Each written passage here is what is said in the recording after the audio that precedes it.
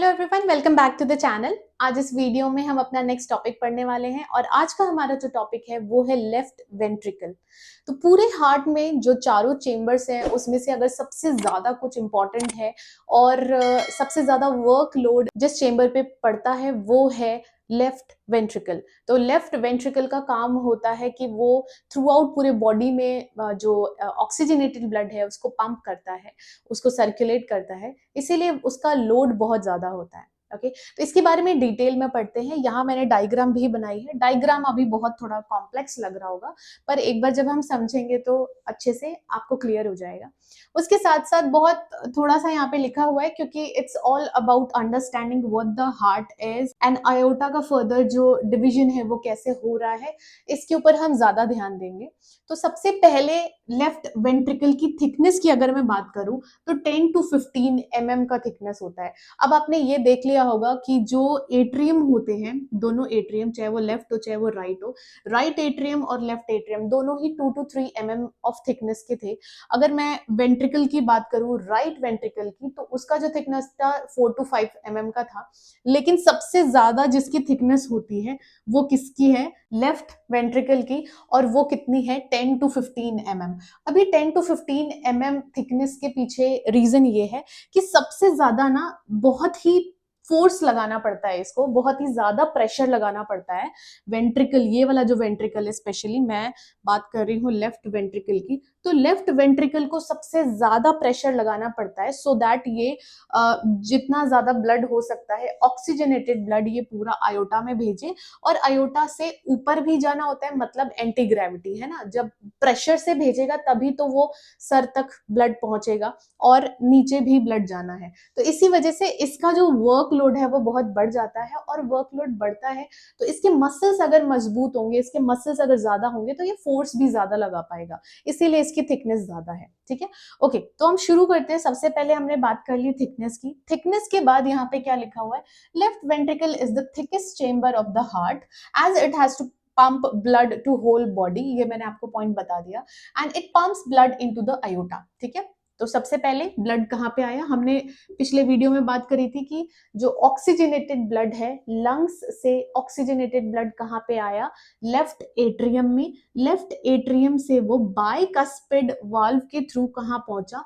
Left ventricle में। ठीक है, अब जब लेफ्ट वेंट्रिकल हम देखेंगे ध्यान से तो यहाँ पे हमें कुछ थ्रेड लाइक स्ट्रक्चर दिख रहा है, उसके साथ ये रेड वाली पैपिलरी मसल्स हैं, और उसके साथ साथ यहाँ की मसल्स जो है उस पे प्रेजेंट होता है ट्रेबिक्युलर कैर्ने। ठीक है, ये तीनों जो चीजें हैं ये क्या होती हैं, ये ऑलरेडी मैं आपको, जब मैं आपको राइट एट्रियम बता रही थी तब मैंने बता दिया है। तो अगर किसी ने वो वीडियो नहीं देखी है तो मैं अभी आई बटन पे आप चेक कर सकते हैं, वहां पे ये वीडियो आ रही होगी, आप वो चेक कर सकते हैं ताकि आपको ये तीनों पॉइंट्स क्लियर हो जाए कि ये कॉर्डे टेंडिने का क्या काम है, पैपिलरी मसल्स क्या करते हैं और ट्रेबिक्युलर कैर्ने क्या करते हैं। ठीक है, ओके, अब बात होती है कि यहाँ पे आ चुका है ऑक्सीजनेटेड ब्लड, और अब क्या हुआ? ये जो वेंट्रिकल है इसने फोर्स लगा के बहुत ही अच्छी तरीके से प्रेशर लगाया, और ब्लड कहाँ चला गया? आयोटा में। किसके थ्रू? आयोटिक वाल्व होता है यहाँ पे। ठीक है, ये वाल्व भी क्या है? ट्राइकस्पिड वाल्व है।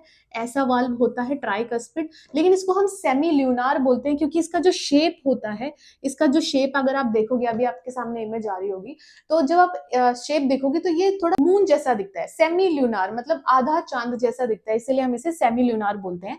इसको भी, और पल्मोनरी आर्टरी के जो वाल्व है उसको भी हम सेमी ल्यूनार ही बोलते हैं। ठीक है, ओके, अब ब्लड कहाँ चला गया? ब्लड आ गया आयोटा में। आयोटा क्या है? आयोटा सबसे बड़ा आर्टरी है। ठीक है, अगर आपसे कोई पूछे कि सबसे बड़ा आर्टरी कौन सा होता है, डायामीटर में भी सबसे बड़ा कौन है, तो आयोटा है। ठीक है, ओके, तो अब ब्लड कहाँ चला गया? आयोटा में। अब आयोटा के पार्ट्स हम देखते हैं कि आयोटा कैसे डिवाइडेड है।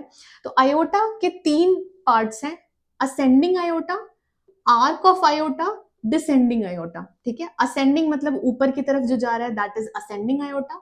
फिर जहां पे आर्क आ रहा है, ये पूरा एक गोल ऐसे घूमता है, इसको हम बोल रहे हैं आर्क ऑफ आयोटा। और जो ये नीचे जा रहा है दैट इज डिसेंडिंग आयोटा। ठीक है, तो ये 3 मेजर पार्ट्स हो गए, ascending iota, arc of iota और डिसेंडिंग आयोटा। ठीक है, मैं नंबरिंग कर देती हूँ 1 2 एंड 3। ओके।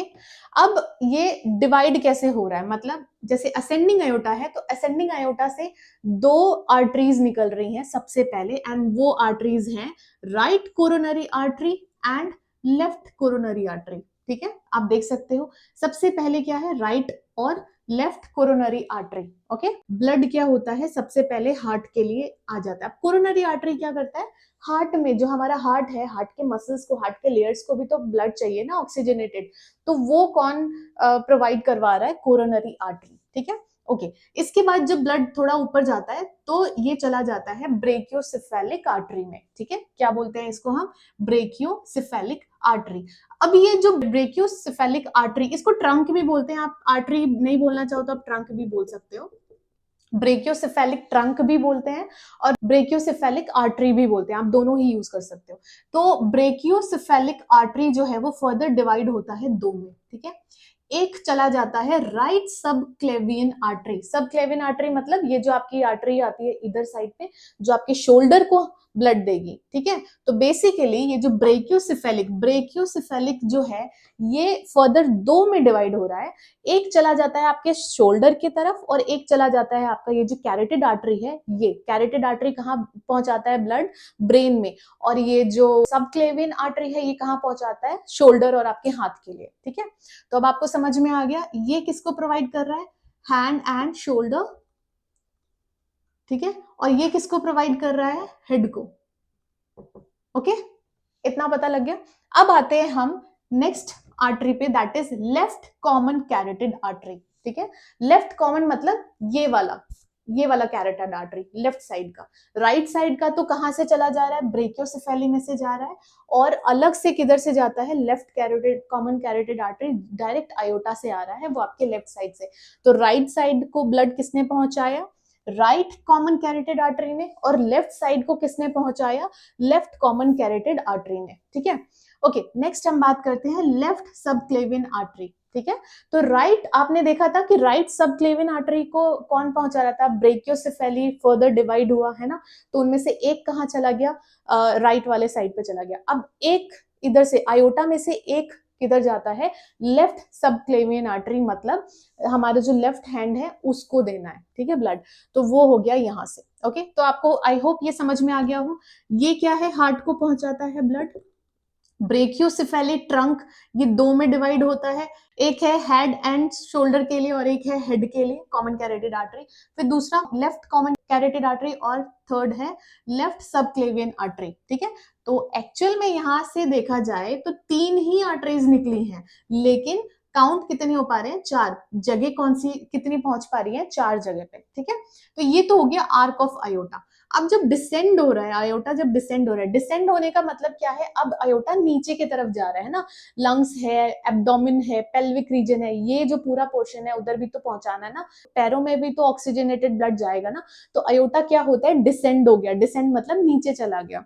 अब ये जो डिसेंडिंग आयोटा है T5 लेवल पे, मतलब हमारा जो वर्टिब्रा का T5 लेवल है, वहां से थोरेसिक आयोटा निकलता है। ठीक है, थोरेसिक आयोटा क्या कर रहा है, ये पूरे चेस्ट रीजन को, हमारा लंग्स वगैरह जो है वहां पे ब्लड कौन प्रोवाइड करेगा, थोरेसिक आयोटा। अब जब ब्लड की मैं बात कर रही हूँ तो आप अपने दिमाग में ये रखना कि मैं ऑक्सीजनेटेड ब्लड की बात कर रही हूँ यहाँ पे। ठीक है, हम जब लेफ्ट वेंट्रिकल पढ़ रहे हैं तो हम पूरा ही ऑक्सीजनेटेड ब्लड की बात कर रहे हैं। ठीक है, ओके। अब ये तो हो गया थोरेसिक। अब ये जो नीचे जा रहा है ये कहाँ चला जाता है, एब्डोमिनल आयोटा बोलते हैं, ये देख रहे हो डायफ्राम को पेनिट्रेट करते हुए नीचे चला जाता है, और नीचे भी इसके फर्दर ब्रांचेस आ जाती हैं, फिर बाकी जो आर्टरीज होती हैं उसमें वो डिवाइड हो जाता है। ठीक है, तो ये था अबाउट आयोटा। एक बार मैं फिर से बता देती हूँ आपको, आयोटा यहाँ से एंट्रेंस होती है, इसको हम क्या बोलते हैं, आयोटिक वाल्व बोलते हैं।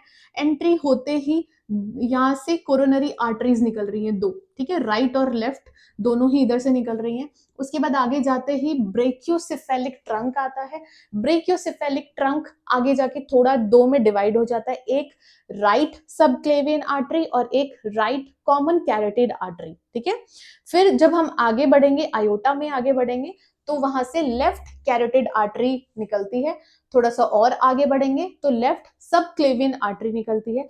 फिर डिसेंड हो जाता है आयोटा, वहां से T5 लेवल जो है, T5 लेवल पे थोरेसिक आर्टरी निकल रही है, और उसके बाद आप नीचे देखोगे तो एब्डोमिनल आयोटा, और एब्डोमिनल आयोटा से यहाँ से ऐसे ब्रांचेस निकल जाएंगे और वो अलग अलग आर्टरीज में कन्वर्ट हो जाएंगे, ठीक है। तो this is all about iota and left ventricle. I hope आपको ये अच्छे से समझ में आ गया हो। अगर ये वीडियो अच्छी लगी तो वीडियो को लाइक करें, चैनल को सब्सक्राइब करें, और कोई भी डाउट या फिर रिकमेंडेशन है तो आप मुझे कमेंट सेक्शन में बता सकते हैं। उसके साथ साथ अगर आपको ये समझ में नहीं आया, अगर आपको अलग से सिर्फ और सिर्फ आयोटा की क्लास चाहिए, तो भी आप मुझे कमेंट सेक्शन में बता सकते हैं। Thank you so much for watching.